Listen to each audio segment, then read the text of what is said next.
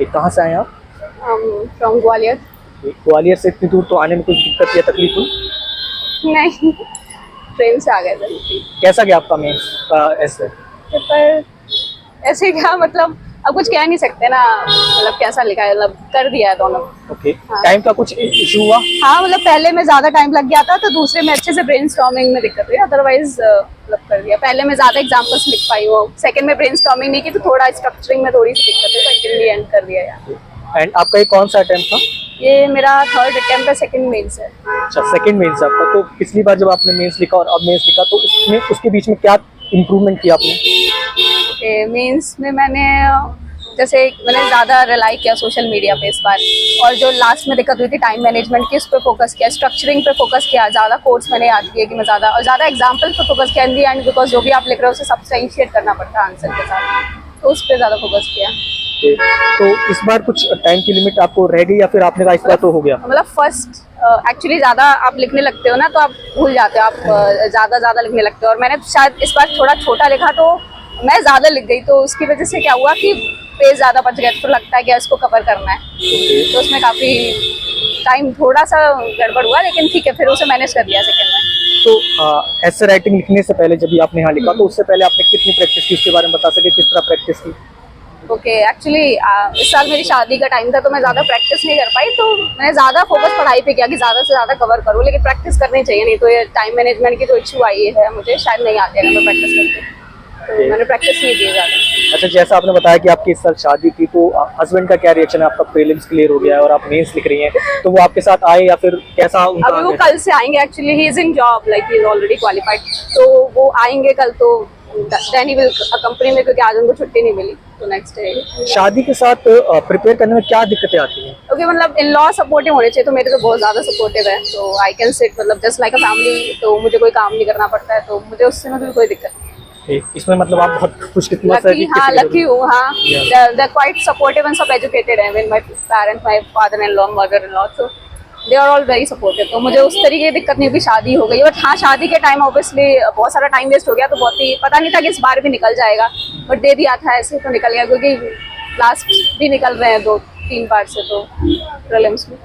तो लाइक हम देखते हैं कि काफ़ी ज़्यादा जो पेरेंट्स होते हैं अपने डॉटर की, जैसे उन्होंने ग्रेजुएशन कंप्लीट की, 12th पास किया, तो उनकी शादी में ज़्यादा टेंशन लेते हैं, मतलब बजाय इसके कि वो ज़्यादा पढ़े, तो इस जो पेरेंट्स ऐसा कर रहे हैं उनको आप क्या मैसेज देना चाहेंगे? जैसे मेरे पेरेंट्स बहुत सपोर्टिव, काफ़ी टाइम दिया उन्होंने मुझे, काफ़ी इयर्स दिए, फिर एक एज भी हो जाती है, तो बोलते हैं कि ठीक है, you should get settle, right, तो उसकी वजह से मैं सेटल भी हो गई। ठीक है पापा, अब कितने साल वेट करोगे, बिकॉज कोई अनसर्टेनिटी रहती है इस एग्जाम में, तो शादी कर ली। उसके बाद लकीली पेरेंट्स भी और जो इन लॉज हैं एंड सभी सपोर्टिव है, मतलब पेरेंट्स साइड से भी, इवन फैमिली साइड से भी, तो ये बहुत ही इंपॉर्टेंट रहता है किसी भी उसके लिए। अगर शादी भी कर लो, अगर फैमिली ऐसी मिल रही है, सपोर्टिव है, तो फिर कोई दिक्कत नहीं हो जाती। अच्छा, कल आपका इतना इम्पोर्टेंट 2 एग्जाम होंगे कल, तो उसके लिए आपने कुछ खास तैयारी की है? एग्जाम्स के लिए I think short notes prepare किए एंड मतलब मल्टीपल रिवीजन हो पाए उसी चीज़ के, जो इंपॉर्टेंट एग्जाम्पल्स है, तो उसको बार बार जाके रिवाइज करूँगी। बहुत ज़्यादा टाइम नहीं मिलेगा आज जाके, तो जितना मिलेगा उतने में करने की कोशिश करूँगी। शांत रहना चाहिए, I think the most important thing, because जो पढ़ा हुआ है कहीं ना कहीं दिमाग में आ जाएगा अगर एग्जाम में या कहीं लिख रहे हो। जब आप सुबह में एंट्रेंस देने आए, एग्जाम देने आए, तो कैसी फीलिंग थी?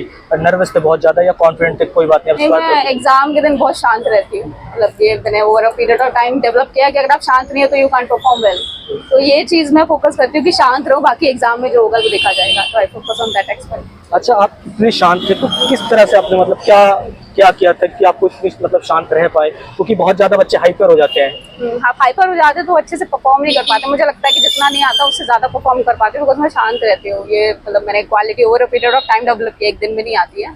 तो बस ये है कि ये बिलीव करना है कि कुछ नहीं, this exam is nothing, because ये लगता है एंड टाइम में अब ऐसा भी है कि बहुत कुछ कर सकते हो। थोड़ा टाइम बचता है तो मैं पैनिक करती हूँ उससे पहले, लेकिन मैं धीरे धीरे करके जैसे जैसे टाइम एग्जाम पास आता है तो मैं शांत हो जाती हूँ कि अब कुछ नहीं हो सकता, अब जितना हो सकता है अपना बेस्ट करके आना है, जितना भी पॉसिबल है।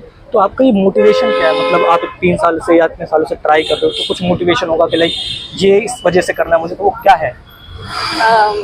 Making the life of my parents comfortable, कि मैं स्टेबल हो जाऊँ, तो उनकी लाइफ में कभी भी कोई दिक्कत आए तो मैं खड़ी हो पाऊँ अपने पैरों पे। तो जो छोटे छोटे बच्चे आपको देख रहे हैं, जिनका अभी मतलब सोचना है कि हम इसमें जाएं या ना जाएं, तो उनको आप क्या मैसेज देना चाहोगे? उनको यही बोलेंगे, मतलब believe in your self first of all, this the most important thing. लोगों को अपने ऊपर बिलीव करना। लोग बाकी आसपास के लोग भी बिलीव करते हैं कि तुम कर लोगे एंड ऑल, कई बार खुद पे बिलीव नहीं होता, तो अपने ऊपर बिलीव करना बहुत ज़्यादा इंपॉर्टेंट है और कंसिस्टेंसी इज द की। जैसे पहले मेरे पास ऐसा रहता था कि पूरे दिन पढ़ना है, 24 घंटे पढ़ना, अच्छे से नहीं पढ़ रही तो नहीं हो रहा, तो ये पॉसिबल ही नहीं है कि आप पूरे दिन लगातार पढ़ पाओ या हर दिन सेम तरीके की इंटेंसिटी रहेगी, तो उसे एक्सेप्ट करना है।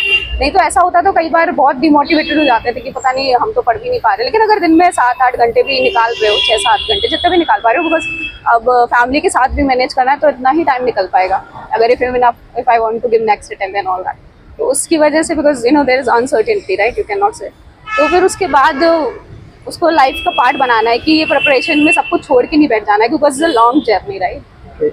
अच्छा, अभी मैंने आपसे बात करने के दौरान देखा कि आप बहुत अच्छे से बात भी कर पा रही हैं, बहुत मतलब मैंने अभी इतने सारे स्टूडेंट से बात करा तो इतना अच्छा से मतलब आपने पहले से प्रैक्टिस कर रखी है, क्या है इतनी वजह, मतलब इतना अच्छा से कैसे बोल पा रहे हैं?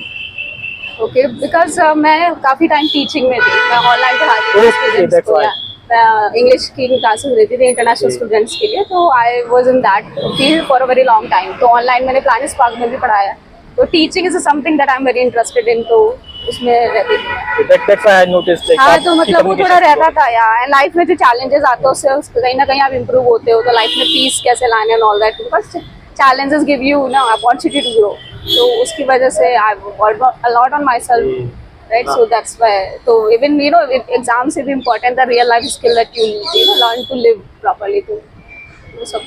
थैंक यू, आप सब अपने इतनी देर हमसे बात करी, उम्मीद करता हूँ आपका इस बार क्लियर हो जाए और आप आइए। Thank you.